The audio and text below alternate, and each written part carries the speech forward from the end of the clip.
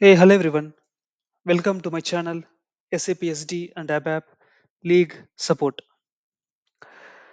It is continuation series on SAP SD Real-Time Scenarios. Now let's get started. So in our previous video, we discussed about one ticket in SAP SD Support Project Real-Time Tickets that some pricing segments are missing in the outbound invoice output type. That is missing because of that some custom logic. There was some bug has been identified in the custom logic. Due to that only that issue has been arised. Now we are going to discuss about that requirement only today. Now let's get started. So as I mentioned earlier, in KONV table we have several pricings are there for each and every item for invoice or order, right?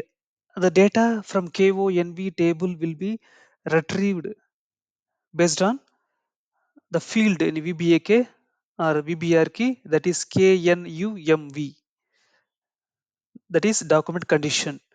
By passing document condition to KONV table, we can see the detailed pricing determined in each and every item in the order or invoice. Now what's happening here is that in case of whenever any print output or email output or IDOC output has been triggered for order or invoice, then all the pricing that is there in the KONV table or in the XKOMV structure during the runtime, everything will be displayed as it is. Now here came the requirement from the business. The business stating that I don't want to see all the pricing in the IDOC or an email print output. I need to see specific data which I need to be displayed in the layout or IDOC output type. To develop or fulfill the customer requirement, so what we are going to do here is that first thing we are,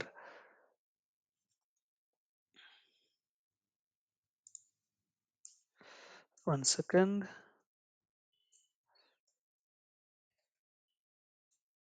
Yeah. So first thing we are going to develop one custom table.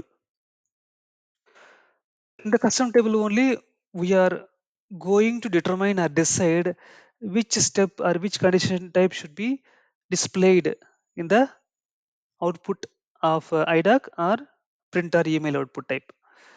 So the custom table should be developed with the combination of sales org, distribution channel, division, pricing procedure, pricing group, step number, KSCHL. It might vary or differ in your project, in your requirement. And we can declare sales area, pricing procedure, price group, step number as in primary keys. First, custom table should be developed. Then we should decide whether this custom table should be maintained by business by themselves. If that is the case, then the relevant role should be assigned to that table. Authorization object also should be assigned. If that is not maintainable by business, then that can be a transportable activity which will be done by support team only. Once this table has been developed, then we should develop the code, right? Or else we can develop a subroutine pool. In subroutine pool, we can write our desired logic based on this custom table. So whenever there is an entry maintained for that output type for the combination of sales area, pricing procedure, step number, then in that case we can decide which should be displayed in that layout, which should not be. But as per the setup, whatever entries maintained in this table, those pricing condition types should only be displayed. If something not maintained this table, then that should not be displayed. For example, In pricing, there are two steps are there, 100 and 200. Okay, but in this custom table, entry has been maintained with this combination of 200 only. That means they want to display only the 200 step data in the layout or IDOC output type, right? So this is how we should restrict and display the data as per our client requirement.